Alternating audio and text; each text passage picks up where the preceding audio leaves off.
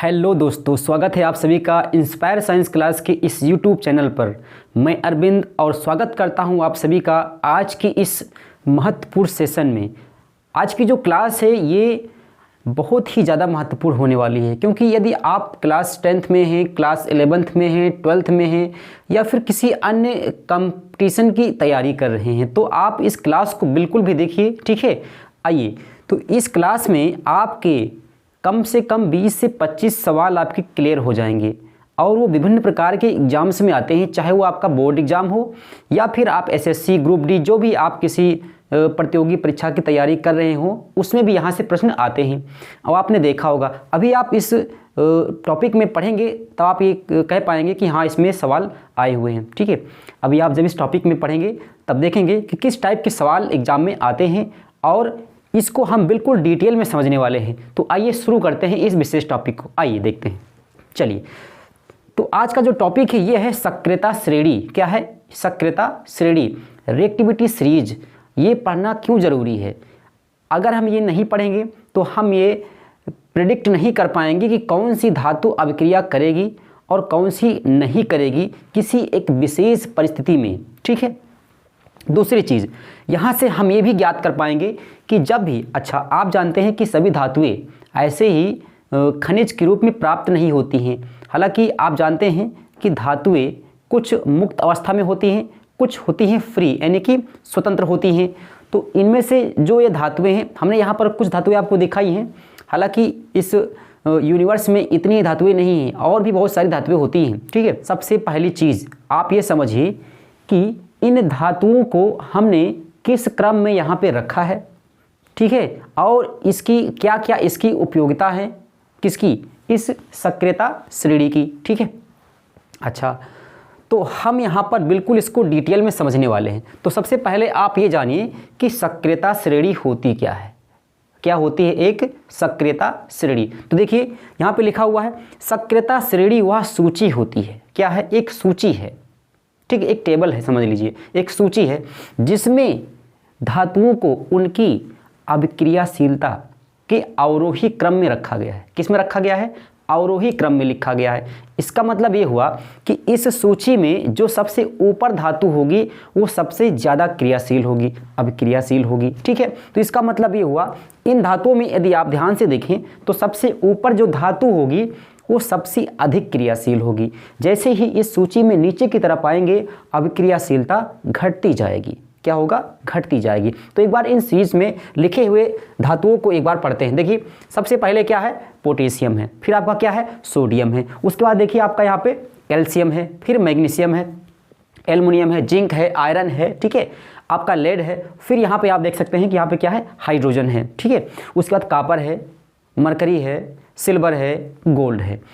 ये सभी धातुएं इस क्रम में रखी हुई हैं कि आप देख पा रहे हैं कि सबसे ऊपर जो धातु है ये सबसे ज़्यादा क्रियाशील है और सबसे नीचे की जो धातु है ये सबसे कम क्रियाशील है। ये बात समझ में आई?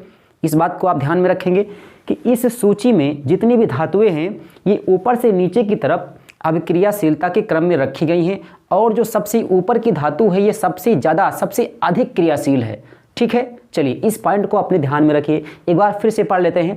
यहाँ पे इनका नाम भी लिखा हुआ है, potassium, sodium, calcium, magnesium, aluminium, zinc, iron, lead, hydrogen, copper, ये मरकरी है और ये आपका सिल्वर है और ये आपका गोल्ड है, ठीक है। अच्छा, जब भी आप क्लास 12th में पढ़ेंगे या 11th में पढ़ेंगे तो इसी सक्रियता श्रेणी को इलेक्ट्रोकेमिकल सीरीज के रूप में भी आप वहाँ पर पढ़ने को पाएंगे। तब वहाँ पे हम इस सीरीज आपकी वैसे ही रहती है, धातुओं की अभिक्रियाशीलता का क्रम वही रहता है, लेकिन साथ में आप वहाँ पे आप ये देख पाएंगे कि इनका जो है आपका विभव, जो इनका पोटेंशियल निकल करके आता है, विभव निकल करके आता है, यानी कि जब ये क्रियाशील होती हैं तो इलेक्ट्रॉन का आदान प्रदान, यानी कि इलेक्ट्रॉन, धातुएं क्या करती हैं? हमेशा इलेक्ट्रॉन को त्यागती हैं, तो इनके ऊपर एक आवेश आता है और आवेश के कारण से ही पोटेंशियल जनरेट होता है, ठीक है। और उस वजह से वहाँ पर इनका हम SEP या वहाँ से SEP वहाँ से ज्ञात करते हैं और SEP हम इसका डिफाइन करते हैं। तो वहाँ से अच्छा, जो हाइड्रोजन है, कौन? जो हाइड्रोजन है इसकी जो अभिक्रियाशीलता है ये बिल्कुल आपकी जो है बीचों बीच में होती है, और इसका जो SEP होता है वो 0 होता है। वो 12th सिलेबस की बातें होती है। मेनली ये जो हमने यहाँ पे कवर करना चाहा है ये हाई स्कूल से जुड़ा हुआ है, यानी कि हाई स्कूल के सिलेबस के अकॉर्डिंग हम इसको पढ़ा रहे हैं, ठीक है। चलिए आगे देखिए, दूसरी चीज़, इस सक्रियता श्रेणी को आपने समझ लिया। अब देखिए इसका जो सबसे प्रमुख इसका जो उपयोग है वो है ये पता करना कि धातु की जो अभिक्रियाशीलता है वो किस क्रम को फॉलो कर रही है, ठीक है। मान लीजिए आपको कोई अभिक्रिया दे रखी है, उसकी अभी हम यहाँ पे अभी उसकी प्रैक्टिस करवा देते हैं।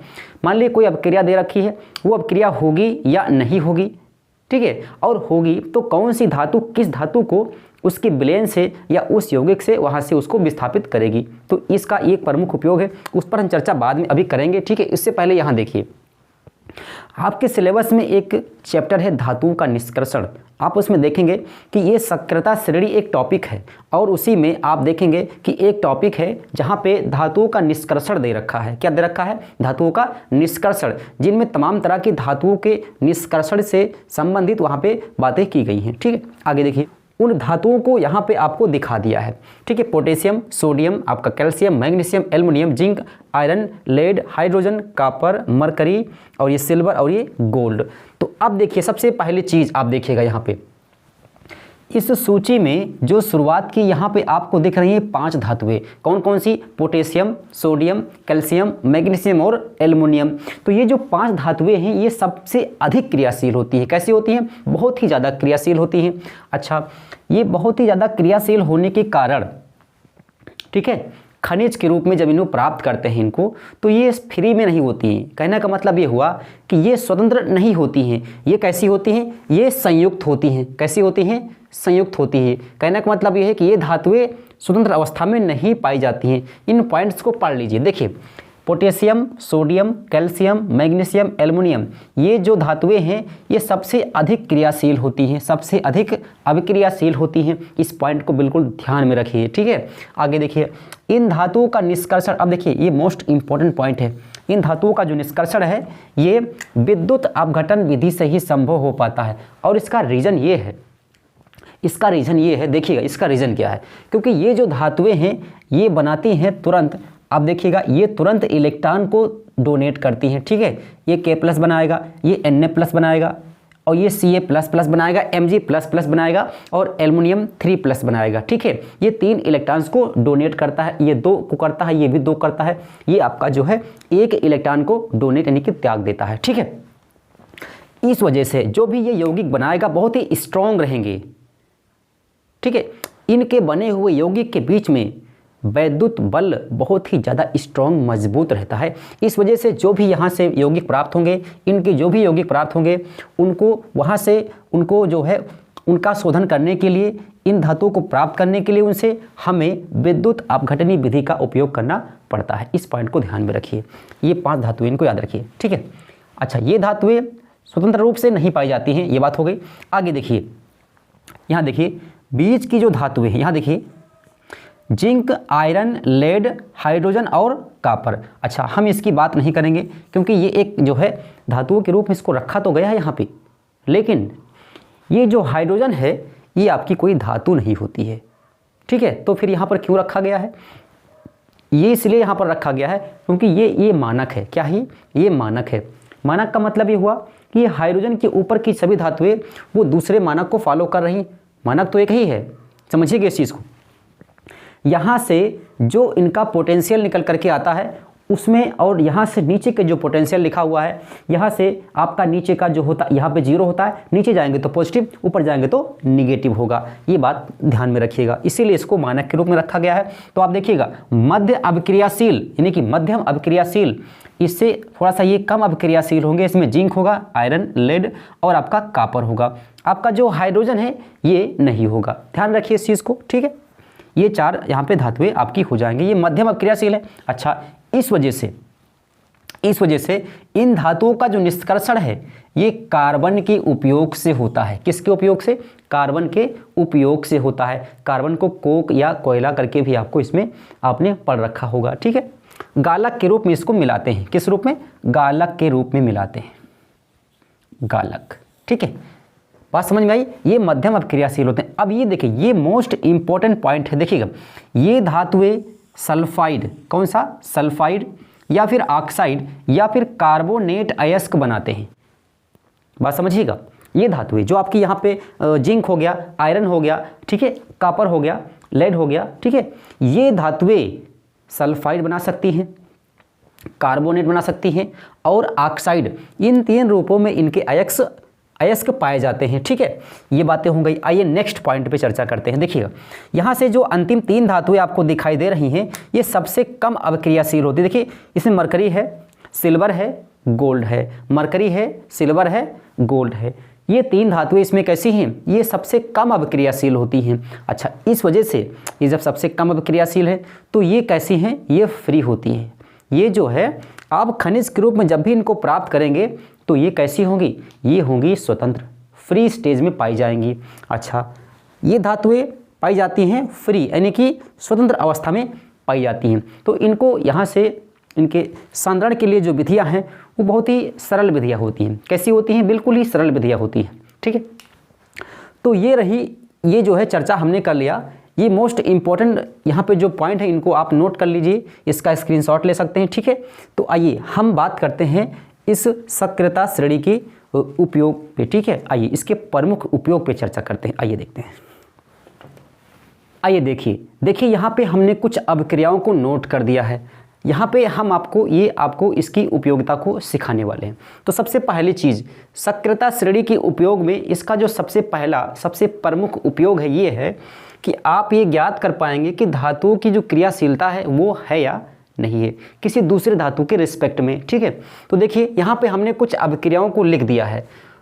तो इन अभिक्रियाओं में आपको ये भविष्यवाणी करनी है कि अभिक्रिया होगी या नहीं होगी, और होगी तो उत्पाद यहाँ पे क्या बनेगा। तो देखिए सबसे पहले अभिक्रिया को देखिए, यहाँ पे क्या लिखा है? यहाँ पे लिखा है आयरन, और यहाँ पे क्या? यहाँ पे कॉपर सल्फेट है। अब आपको पता होना चाहिए कि यहाँ पे जो आयरन है और यहाँ पे जो कॉपर सल्फेट है, इस कॉपर सल्फेट में जो आपका कॉपर है और यहाँ पे जो आपका आयरन है, तो आयरन और कॉपर दोनों की स्थिति आपको देखना पड़ेगा सक्रियता सूची में, श्रेणी में देखना पड़ेगा। जब वहाँ देखेंगे, वहाँ पर अगर आप देखेंगे तो देखिए यहाँ पे पोटेशियम है, सोडियम है, कैल्शियम, मैग्नीशियम, वो आपको देखना क्या है? आयरन और कॉपर देखना है। तो देखिए आयरन आपका यहाँ पे है और कॉपर आपका यहाँ पे है, ठीक है। तो जो धातु ऊपर होगी वो नीचे वाली धातु को उसके विलयन से या उसके यौगिक से वहाँ से वो हटा देगा। क्या करेगा? वहाँ से हटा देगा, विस्थापित कर देगा। तो देखिए आयरन अधिक क्रियाशील है कॉपर से, तो आयरन क्या करेगा? कॉपर को यहाँ से हटाएगा। तो देखिए ये बन जाएगा आपका FeSO4। क्या बनेगा? FeSO4 बनेगा, और साथ में कॉपर आपका बाहर रिलीज हो जाएगा, ठीक है। आइए ना, तो आइए अगला देखते हैं। देखिए यहाँ पे कॉपर रिलीज हुआ, क्यों? क्योंकि ये जो कॉपर है ये आयरन से कम क्रियाशील है। आइए अगला देखते हैं। देखिए यहाँ पे जिंक है, यहाँ पे भी कॉपर है। तो देखिए जिंक और कॉपर में तुलना कीजिए। तो देखिए जिंक आपका यहाँ पे है और कॉपर आपका यहाँ पे है। इसका मतलब हुआ कि जिंक कॉपर से अधिक क्रियाशील है, जिंक कॉपर को यहाँ से हटा देगा। तो जब जिंक कॉपर को यहाँ से हटाएगा तो देखिए क्या बनेगा? ZnSO4 यानी कि जिंक सल्फेट बनेगा, और कॉपर यहाँ से बाहर हो जाएगा। देखिए कॉपर यहाँ से बाहर हो गया, ठीक है। अब देखिए यहाँ से लेड है यानी Pb है, और यहाँ से क्या है? क्यूप्रस क्लोराइड है, ठीक है। तो देखिए यहाँ पर देखिए लेड ऊपर है, कॉपर आपका नीचे है, तो जाहिर सी बात है कि यहाँ पे लेड कॉपर को हटाएगा। तो देखिए ये बनेगा PbCl2, और साथ में आपका कॉपर बाहर रिलीज हो जाएगा, ठीक है। ये देखिए धातु आपकी अलग हो रही हैं। अगला देखिए Na2SO4 है और BaCl2 है। अब यहाँ पे देखिए, ध्यान दीजिएगा, यहाँ देखिए Na2SO4 है और साथ में क्या है? BaCl2 है। तो देखिए सोडियम और Ba यानी कि बैरियम क्लोराइड है ये, यहाँ तो कहीं बैरियम है ही नहीं है, ठीक है। लेकिन आप ये ध्यान रखिएगा कि जो सोडियम है ये बैरियम से ऊपर होता है, कभी कभी आप ध्यान रखिएगा कि आपका जो है आपका परमाणु क्रमांक भी मैटर करता है, लेकिन हमेशा नहीं करता है वो। तो सोडियम बैरियम से ऊपर होता है। अच्छा, ये छोटी सी सीरीज थी, इसीलिए मैंने यहाँ पे आपको बाकी के तत्वों को इसमें नहीं दिखाया था, ठीक है। आपके सिलेबस के अकॉर्डिंग बस इतना ही, ये इतनी बड़ी सीरीज बनी हुई है, तो आपको मैंने उसी के अकॉर्डिंग आपको यहाँ पे मैंने आपको तत्वों को दिखाया है, ठीक है। तो बैरियम भी आपका इसी में होता है, ठीक है। वैसे आपका जो बेरियम है अभी उसकी स्थिति बता देंगे।